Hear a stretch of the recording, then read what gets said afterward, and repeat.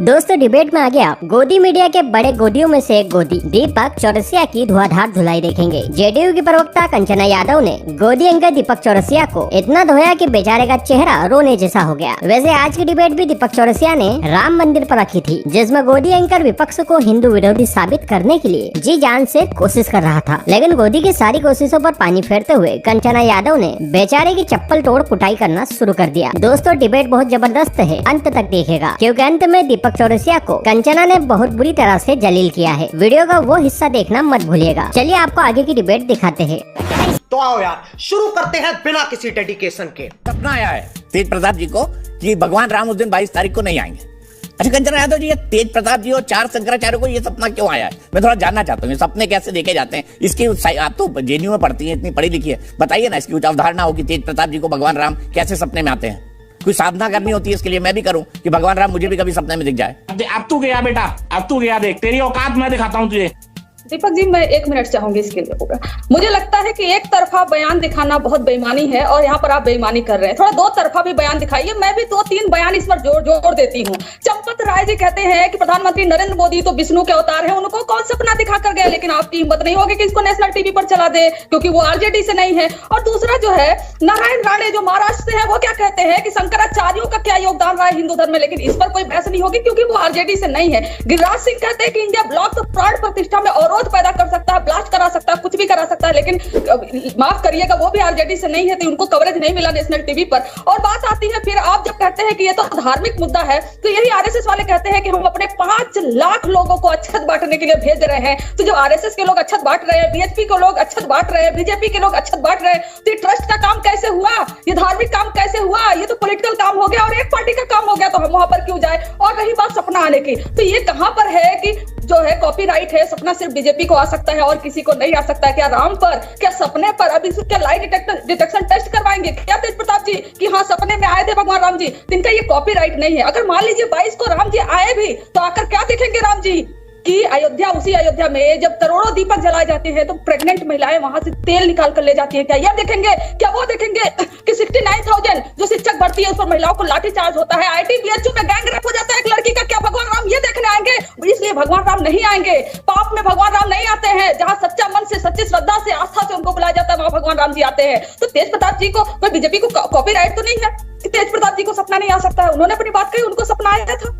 ठीक कंचना जी, आपने बोला ना, हमने गिरिराज सिंह जी का भी बयान दिखाया है, हमने चंपत जी का भी दिखाया है और फिर वृहद डिस्कशन भी कराया है। आप चाहेंगे तो मैं उसकी क्लिपिंग आपको सादर भेज दूंगा, मुझे कोई दिक्कत नहीं। लेकिन कंचना जी, कब अब तेज प्रताप जी को कभी सपना नहीं आया? एक मिनट में आ रहा हूं आलोक जी, कभी उनको सपना नहीं आया कि बिहार का विकास कैसे करें? ना तेज प्रताप जी को आया, ना लालू जी को आया, ना राबड़ी जी को आया, ना नीतीश कुमार को आया, कभी सपना ही नहीं आया बिहार का विकास कैसे करें।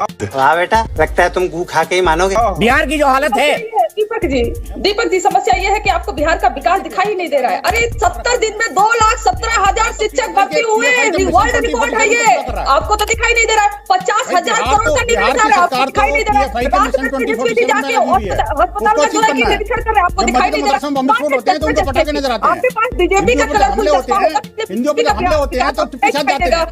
यूपी का नहीं दिखाई देता। कैसे कैसे लोग रहते हैं यार यहाँ पर। विनोद बंसल और मुफ्ती नदीमुद्दीन को अलग रखिए, हम पॉलिटिकल मसले पर आते हैं। किशोर तिवारी जी आपके इंडी गठबंधन के सहयोगी है, इन्होंने अभी कहा कि हमें इस बात का बड़ा फक्र है, हमें इस बात का बड़ा गर्व है कि 6 दिसंबर 1992 को शिव सैनिकों ने बाबरी मस्जिद को गिराया या बाबरी ढांचे को गिराया। कंचना यादव जी आरजेडी उनके इस गर्व का स्वागत करती है, आप भी गर्वित है इस बात से कि बाबरी ढांचा टूटा? नहीं, जिस तरीके से आप सवाल पूछ रहे हैं उस तरीके से तो मैं जवाब नहीं दूंगी। मैं जवाब अपने ही तरीके से देती हूँ और वैसे ही दूंगी, और मैं तीनों लोग का जवाब दूंगी, बीएचपी के, बीजेपी के और जो हमारे सहयोगी इंडिया अलायंस गठबंधन में उनका भी। एक बात बड़ा अच्छा बीएचपी के प्रवक्ता जी ने कहा कि गड़े मुर्दे क्यों उखाड़ रहे हो? अरे सबसे पहले तीनों इन्हें बताना चाहिए कि इन्होंने क्यों शुरू किया गड़े मुर्दे उखाड़ना। और ये दोबारा कहते हैं कि हम गुलामी के प्रतीकों को मिटाना चाहते हैं। तो गुलामी का प्रतीक, अरे देश तो गुलामी से आजाद 1947 में ही हो गया था, आप किस प्रतीक की बात कर रहे हो? और ऐसा नहीं है कि इंडिया एक अकेला देश था जो गुलाम था। बहुत सारे देश थे जो गुलाम थे, लेकिन किसी भी देश में इस तरीके का नहीं पॉलिटिक्स हो रहा है जैसे हमारे इंडिया में हो रहा है, और जो दुनिया का सबसे बड़ा लोकतंत्र है। और रही बात हमारे जो सहयोगी इंडिया अलायंस के, उन्होंने जो कहा, उनका पार्टी का जो अस्तित्व था, जो शुरुआत था, वो हिंदुत्व से था। उन्होंने आज भी वो खुलकर कह रहे हैं, तभी वो खुलकर कह रहे हैं कि हम जो किए तब भी गर्व था, आज भी गर्व है। देखिए, उन्हें गर्व है, उनकी पार्टी का आइडियोलॉजी है, तो हमें इस चीज से क्यों एतराज होगा। और रही बात, अरे बाबरी मस्जिद, बाबरी ढांचे को गिराने की गर्व की बात करने वाली कंचना यादव जी, क्या ये बात जो आपने कही है उनकी आइडियोलॉजी है? हमें क्या उससे, क्या ये बात कह सकती है एक आम सभा में 2024 के चुनाव में कि शिवसेना जो कह रही सही कही है और हम सब कोई बात नहीं, अब हमारे साथ है, सब ठीक है, उनको गर्व है, कोई बात नहीं। दीपक जी, आपने मुझे 90 सेकंड दिया था, उसमें से कुछ आपने ले लिया, तो मुझे एक्स्ट्रा समय चाहिए। और रही बात, सवाल के बीच में टाइमर रोक देते हैं कंचना जी। हाँ ठीक है, नहीं रुका नहीं हुआ था। और आप बताइए कि जब आज ये लोग कहते हैं, शिवसेना गुट जब बोलता है कि हमें वो क्रेडिट दो, तो भारतीय जनता पार्टी क्यों इन्हें नहीं क्रेडिट देती है? सारी क्रेडिट क्यों बीएचपी ले लेती है और बीजेपी ले लेती है? और रही बात, ये इंडिया अलायंस के पार्ट है, और इंडिया अलायंस की सारी पार्टियों का अलग अलग आइडियोलॉजी है। ये फाइट सिर्फ आइडियोलॉजी के आधार पर नहीं है, ये फाइट उससे भी बड़ा, जो एक डिक्टेटर इस देश में बैठा हुआ है, उसको हराने की है।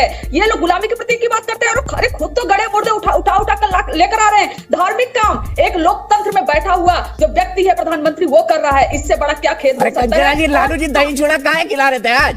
लालू जी दही चूड़ा काहे खिला रहे थे आज? हमें लग रहा है कि आपको बड़ा दुख है कि आपको इनविटेशन नहीं आया था लालू जी।